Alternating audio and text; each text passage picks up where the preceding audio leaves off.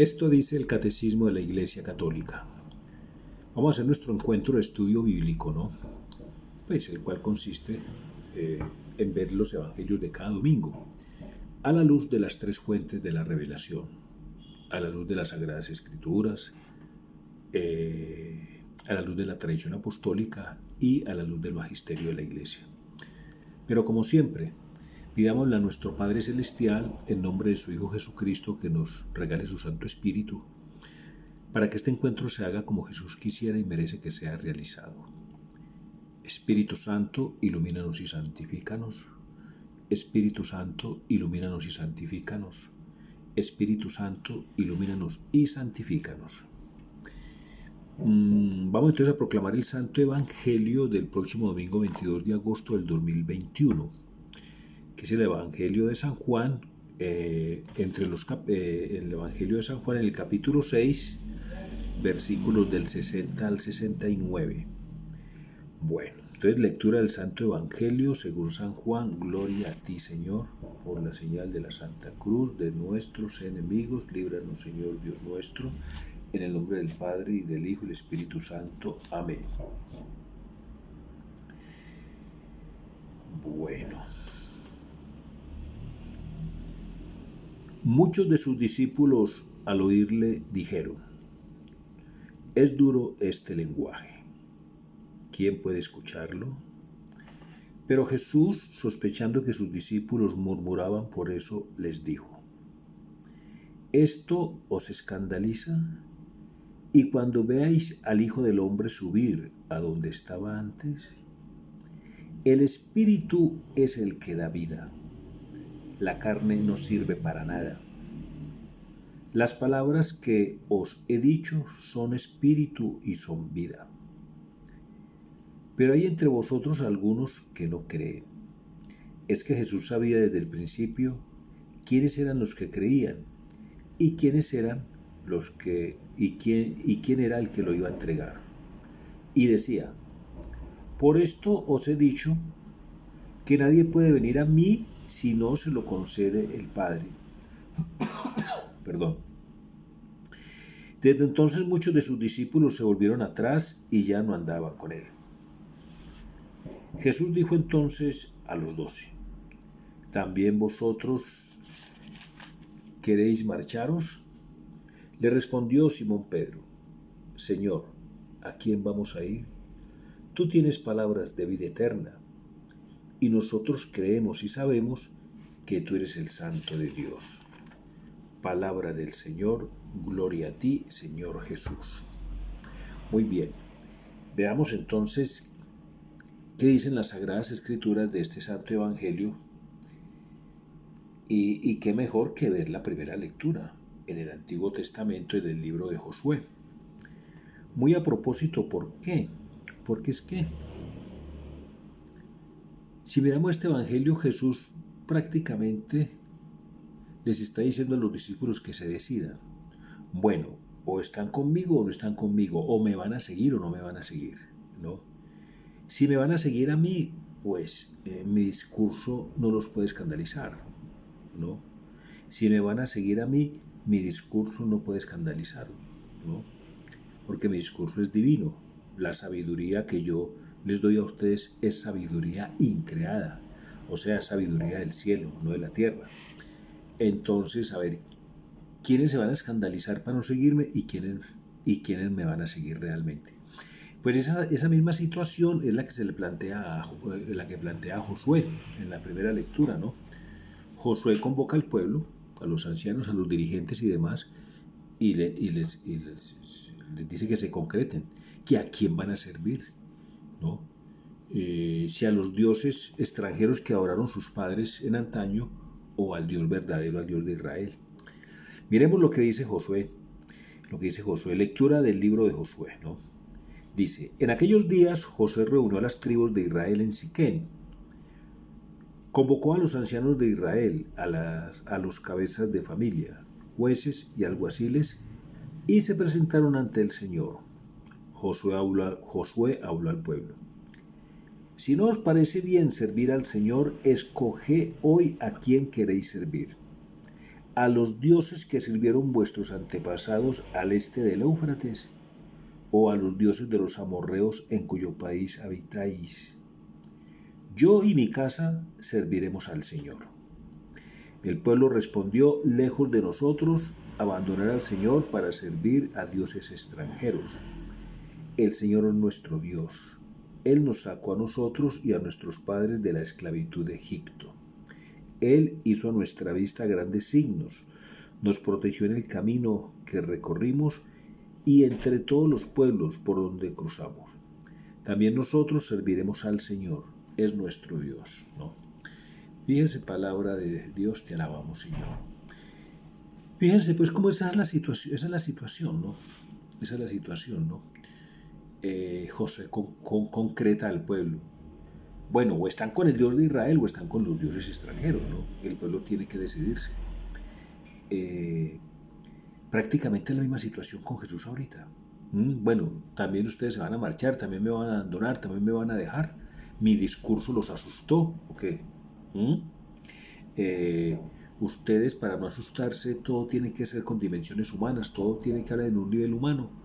O sea, nosotros no aceptamos ese nivel divino, ese nivel divino, porque nosotros estamos en un punto ya en que todo tiene que ser explicado y todo tiene que tener explicación, y todo tiene que estar de acuerdo con nuestra razón.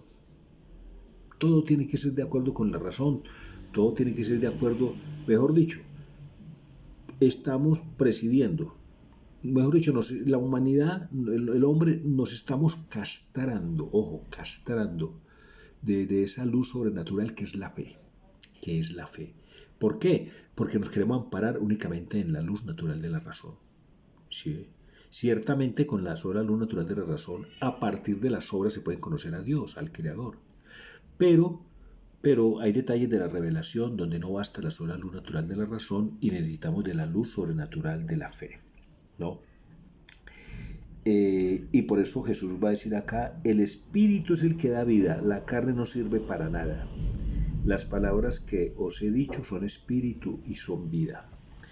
Puede haber mucha exquisitez intelectual, pero mucha exquisitez intelectual, y póngale todas las exquisiteces, ¿no?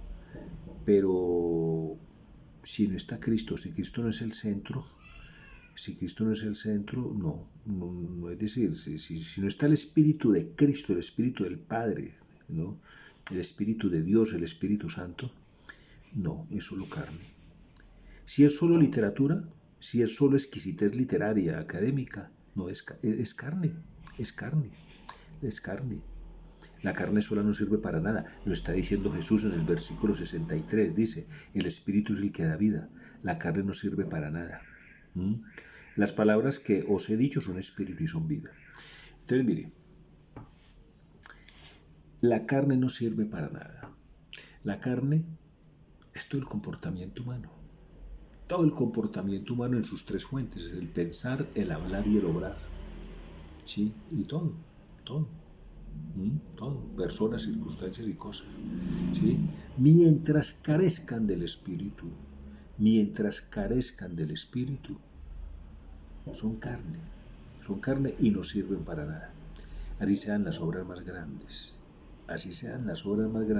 si carecen del Espíritu, no sirven para nada. Lo está diciendo el mismo Cristo.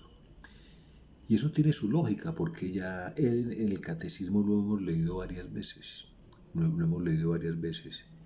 Es el Espíritu el que nos acerca al Hijo de Dios, o sea, a Cristo. Es el Espíritu el que nos acerca a Cristo, ¿no? Porque si en las lecturas, si en todo lo que pensamos, hablamos y hacemos, está presente el Espíritu, quiere decir que lo estamos haciendo todo en clave de Cristo, porque es el Espíritu que nos acerca a Cristo y es Cristo quien finalmente nos acerca al Padre. Por eso Jesús dice acá, por esto os he dicho que nadie puede venir a mí si no se lo concede el Padre. Nadie puede venir a mí si no se lo concede el Padre, ¿sí? Nosotros como llevamos a Jesús, mediante dos fuerzas. El Padre nos atrae hacia Jesús y el Espíritu Santo nos empuja. ¿Sí? Así es el Catecismo numeral 424, ya lo vamos a leer. Bueno, veamos la segunda de Corintios en el capítulo 3, del versículo 4 al 6, dice Pablo a los Corintios: esta es la confianza que tenemos ante Dios, gracias a Cristo. Pues nosotros no podemos atribuirnos cosa alguna como si fuera nuestra, ya que nuestra capacidad viene de Dios, ¿no? O sea, es una capacidad con espíritu, ¿no? Esa capacidad es espíritu. Si esa capacidad no viniera de Dios, sería carne, ¿no? Pero esa capacidad viene de Dios, o sea, que viene con espíritu. Él nos capacitó para ser ministros de una nueva alianza, no de la letra, ojo, no de la letra, es decir, no de la carne, no de la letra, sino del espíritu. Pues la letra mata, mas el espíritu da vida. La letra mata, mas el espíritu da vida.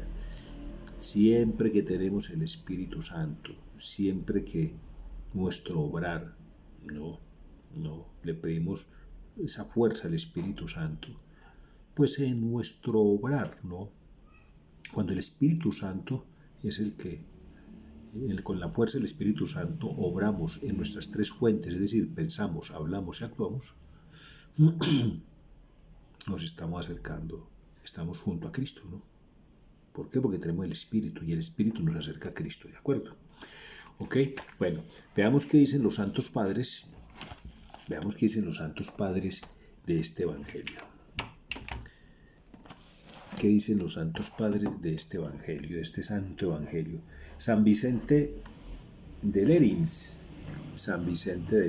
Hombre, nunca lo habíamos visto, ¿no? Dice: las palabras que os he dicho son espíritu y vida. Se refiere al versículo 63, ¿no? Donde dice que la carne sola no sirve para nada, dice Jesús en el versículo 63. Entonces San Vicente de Lerins se va a referir a este versículo. Dice: ¿es posible que se dé en la Iglesia un progreso en los conocimientos religiosos? Ciertamente que es posible, y la realidad es que este progreso se da. En efecto, ¿quién envidiaría tanto a los hombres y sería tan enemigo de Dios como para impedir este progreso? Lo que viene es muy interesante. ¿No? Dice: pero este progreso solo puede darse con la condición de que se trate de un auténtico progreso en el conocimiento de la fe. Repito, pero este progreso solo puede darse con la condición de que se trate de un auténtico progreso en el conocimiento de la fe, no de un cambio en la misma fe. Qué interesante. El progreso se da, ¿no? El progreso se da, pero no necesariamente tiene que ser un cambio en la fe. No, la fe tiene que ser la misma. Lo propio del progreso es que la misma cosa que progresa crezca y aumente, mientras lo característico del cambio es que la cosa que se muda se convierta en algo totalmente distinto, ¿no? Claro, si un niñito empieza a crecer, pues cuando llegue a hombre no puede perder su esencia, ¿no? Porque si cambia ese ser, pues se vuelve un monstruo. Ese niñito empieza con 2 pies, con 2 manos, una sola cabeza. Si ese niñito al ir creciendo fuera teniendo 2 cabezas, 4 piernas y 5 brazos, pues sería un cambio, ¿no? Entonces es un auténtico progreso. Que no ha perdido su esencia, no ha habido cambio, no ha cambiado de naturaleza, ¿cierto? Dice: lo propio del progreso es que la misma cosa que progresa crezca y aumente, mientras lo característico del cambio es que la cosa se muda, se convierta en algo totalmente distinto, ¿no? Eso es lo que dice San Vicente Lerins. aquí nos dice que miremos el catecismo.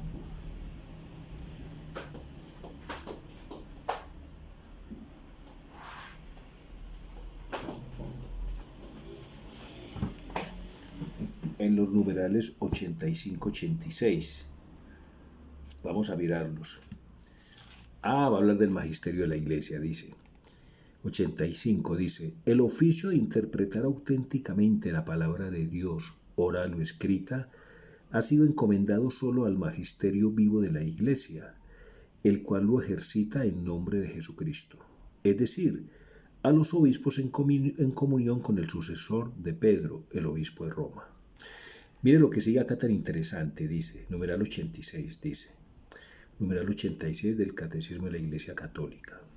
Dice: el magisterio no está por encima de la palabra de Dios, sino a su servicio, para enseñar solamente lo transmitido, pues por mandato divino y con la asistencia del Espíritu Santo, lo escucha devotamente, lo custodia celosamente, lo explica fielmente y de este único depósito de fe saca todo lo que propone como revelado por Dios para ser creído.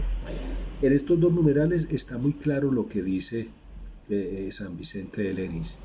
Tiene que haber un progreso en la fe, un progreso muy grande en la fe, mas no un cambio de fe. El depósito de la fe es uno solo. Las Sagradas Escrituras y la tradición apostólica es una sola, la cual custodia la Iglesia entera. Entonces, tiene que haber un progreso en la fe, ¿no? Nuestra fe tiene que aumentar, pero no puede haber un cambio, o sea, un cambio de fe, o sea, creer otra cosa diferente a lo que nos han contado desde un principio.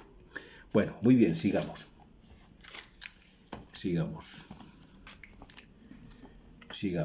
Por eso, este crecimiento debe seguir su propia naturaleza. Ya ponía el ejemplo del niño, que tiene que crecer y seguir teniendo su esencia de hombre, ¿no es cierto?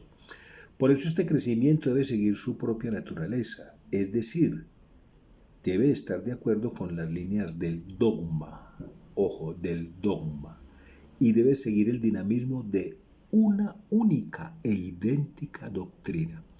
Voy a repetir esto es muy importante. Por eso este crecimiento debe seguir su propia naturaleza, es decir, debe estar de acuerdo con las líneas del dogma y debe seguir el dinamismo de una única e idéntica doctrina. Ahí está. La fe no puede cambiar, el depósito de la fe no puede cambiar. La doctrina es la que la Iglesia ha enseñado y no puede ser otra. Una cosa es que crezca, ¿no? Una cosa es que crezca esa doctrina, ¿no? Pero, por ejemplo, las palabras de Cristo no se pueden cambiar. El mensaje de Cristo no se puede cambiar. Cristo mismo lo dice: los cielos y la tierra pasarán, pero mis palabras no pasarán. Balduino de Cantorberi, ¿no? Balduino de Cantorberi dice: nadie puede venir a mí si el Padre no se lo concede. Juan 6:65.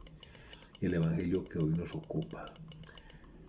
Balduino de Cantorberi dice: entre los discípulos de Cristo había quienes creían y quienes no.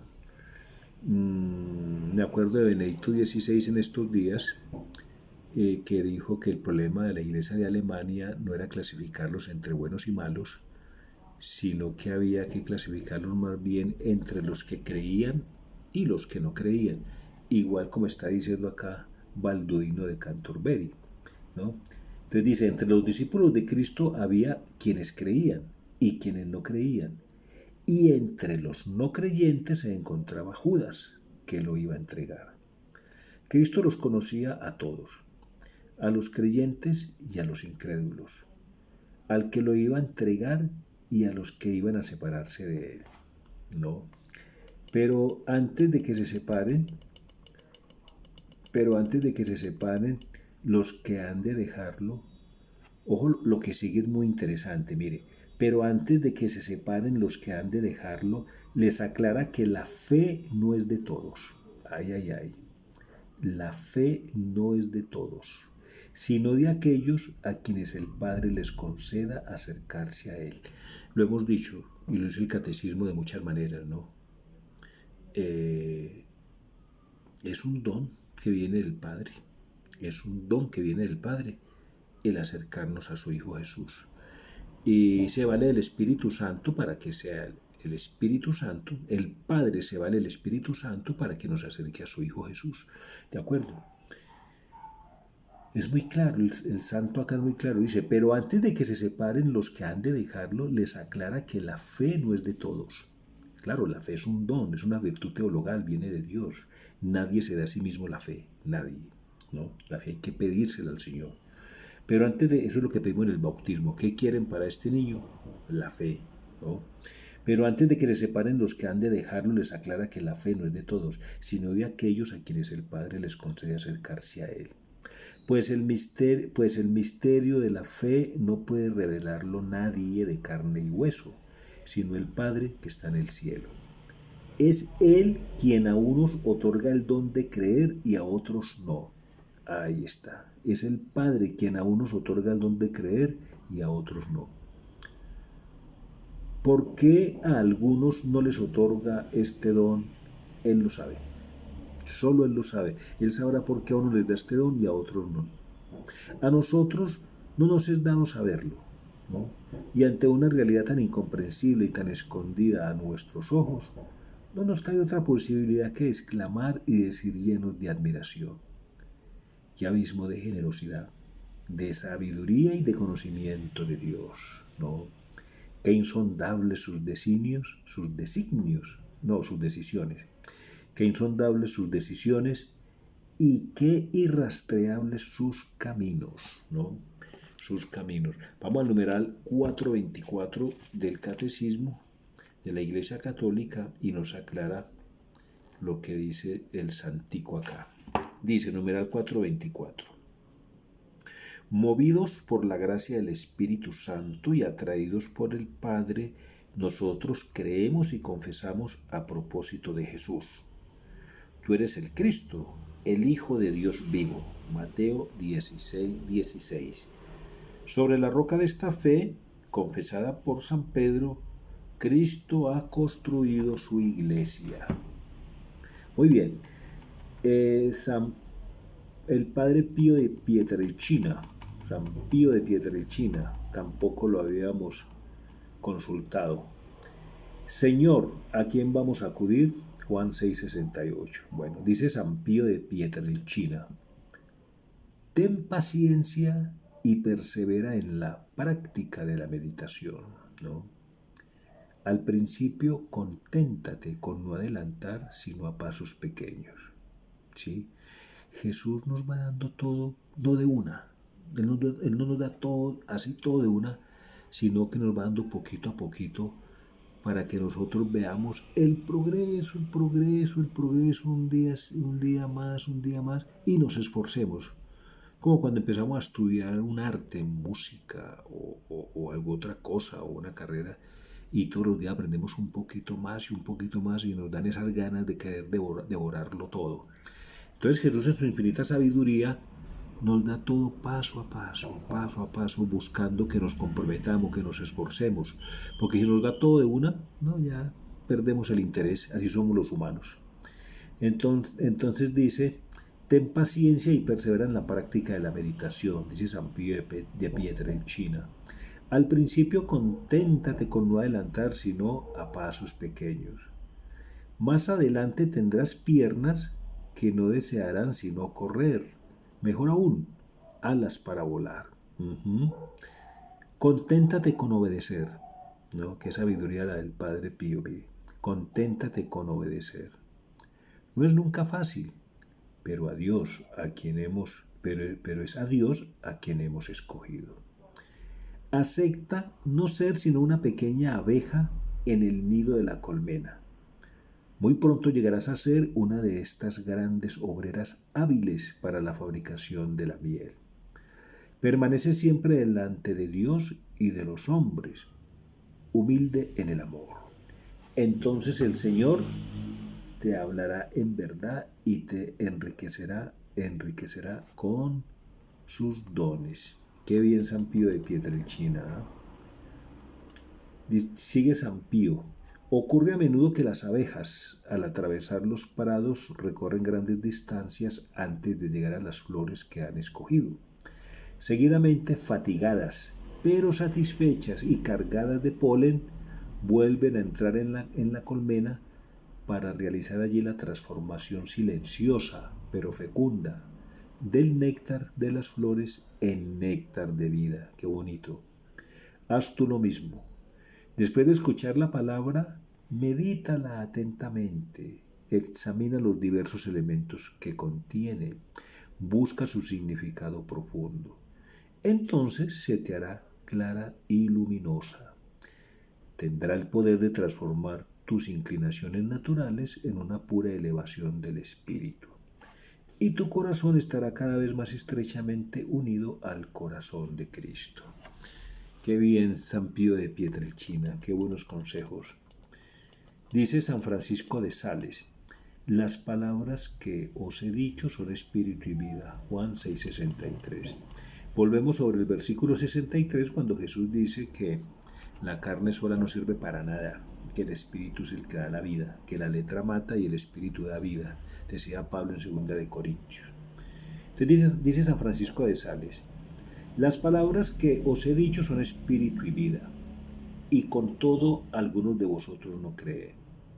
Simón Pedro le contestó: Señor, ¿a quién vamos a acudir? Tú tienes palabras de vida eterna. Juan 6:61. El evangelio que hoy nos ocupa. Jesucristo normalmente suele ir paso a paso. También San Francisco de Sales, como San Pío, nos dicen que Jesucristo nos va formando paso a paso, ¿no? Para demostrar que a Dios nada le es imposible. Nos pone el ejemplo de la mujer estéril, ¿no? Quería que creyéramos en la Eucaristía y comienza multiplicando milagrosamente los panes. O sea, Jesús multiplica los panes para irnos acostumbrando a que creamos en la Eucaristía, ¿cierto? Despierta después la fe. En verdad os digo que el que cree en mí tiene la vida eterna. Yo soy el pan de vida. Les va a proponer una verdad difícil de aceptar y quiere ganarse la fe de ellos. Primero con un milagro y después con una exhortación. Qué bien San Francisco de Sales, ¿no? No había caído en cuenta, ¿no? Jesucristo, para ganarse la confianza de los apóstoles y lleguen a creer en la Eucaristía, les propone tremendo milagro, el milagro de la multiplicación de los panes. Dice: establece una comparación entre el maná y su carne. Vuestros padres comieron el maná en el desierto y murieron. Este es el pan que baja del cielo para que quien lo coma no muera. ¿Y cuál es ese pan? Por 2 veces hace esa comparación. En ella parte de una similitud para mostrar una diferencia. Qué interesante. Parte de una similitud para mostrar una diferencia. La similitud, que tanto el maná como la Eucaristía son alimentos, ¿no? Pero uno es un alimento pasajero como el maná y la Eucaristía es un alimento eterno. Moisés no os dio el verdadero pan del cielo. Era pan celestial, pero no el verdadero pan del cielo. Parecía venir del cielo, pero el pan de que yo os hablo, ese sí que viene del cielo. Esa es la diferencia. El maná era un alimento sin vida, no daba la vida y por eso le comían pero morían. Este alimento es vida y da vida. Considerando el maná según su apariencia, sería muy superior al sacramento de la Eucaristía si este no fuera el cuerpo del Señor. En efecto, la Eucaristía encierra 2 elementos: la forma y lo que contiene. La forma es muy inferior, pero la sustancia es muy superior, porque es el verdadero cuerpo de Jesucristo. ¡Qué bien! Eso es el Evangelio del domingo. ¿Qué nos dice el Señor con este Evangelio? ¿Qué nos dice? Aquí confluye también la obediencia de la fe. Viene en la visitación, en esa narración de la anunciación, perdón. Esa narración de la anunciación. María pareciera que no entendiera nada, pero cree. pero cree. Y después que ha creído, empieza a entender. Como dice San Agustín, creo para entender, ¿no? Creo primero para entender después. Entonces, el discurso de Jesús escandaliza a más de uno y por eso lo deja, ¿no? Y por eso lo deja. Bienaventurado el que no encuentra escándalo en mí, dice Jesús también. Entonces tenemos que entender una cosa, que nosotros somos criaturas y Jesús es creador, Jesús es Dios, Jesús es Dios. Pero, ¿qué queremos nosotros? Nosotros queremos comprender a Dios y analizarlo, llevarlo a un laboratorio, y desbaratarlo allí y ver cómo funciona, como si se tratara de un aparato o de un producto químico para descomponerlo en sus partes, en fin. No, Dios es Dios. Y mientras sea Dios, será totalmente incomprensible. Dios es Dios y mientras sea Dios, será totalmente incomprensible. Solo Dios conoce a Dios. Solo Dios conoce las profundidades de Dios. Por eso nos invita a contar siempre, a invocar siempre el Santo Espíritu, porque Dios Espíritu Santo conoce las profundidades de Dios. No. Entonces es el Espíritu Santo quien nos tiene que llevar a esas profundidades de Dios.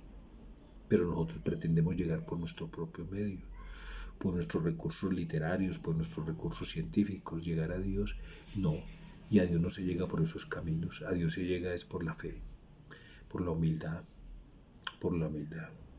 Un gran científico, si invocara al Espíritu Santo, Ave María sería maravillas y llegaría lejos. ¿No? ¿Cómo ennoblecería la ciencia? La ciencia de por sí es noble, ¿no? Pero de pronto se hace fría en el momento que se prescinde de Dios, ¿no? La ciencia es llevar la luz natural de la razón a su máxima expresión. Pero es que tanto la luz natural de la razón como la luz sobrenatural de la fe tienen el mismo origen y el mismo fin, ¿no? Tanto el uno como el otro, su origen es Dios y su fin último es Dios, ¿no? Y muy claro lo que dice Jesús, pues la carne sola no sirve para nada. Yo puedo hacer los actos más grandes. Mire, yo puedo, yo puedo, eh, yo puedo coger todos, yo no tengo nada, pero supongamos que tuviera muchos bienes. Yo puedo coger todos mis bienes y venderlos y repartirlo entre los pobres, pero si lo hago vacío de espíritu, pues si lo hago vacío de espíritu, eso no tiene sentido, no tiene importancia. Concluyamos, mire, concluyamos.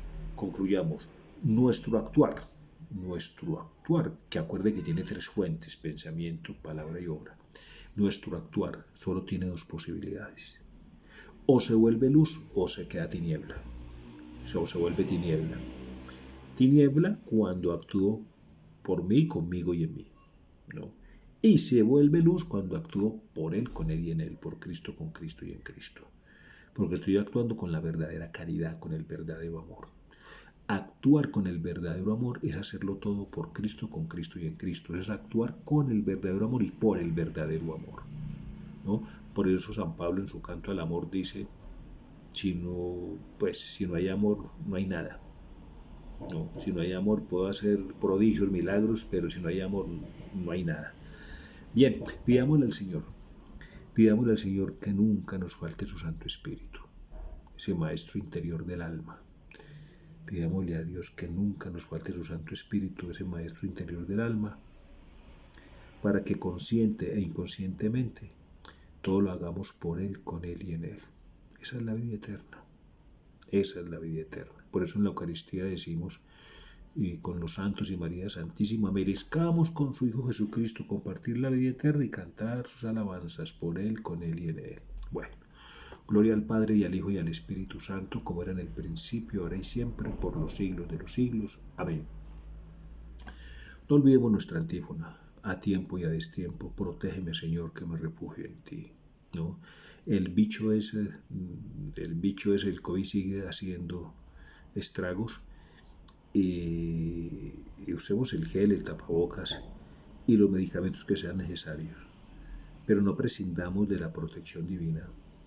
No prescindamos de invocar la protección divina, que es la que verdaderamente nos va a librar no solo de este bicho del COVID-19, sino de tanto bicho doctrinal.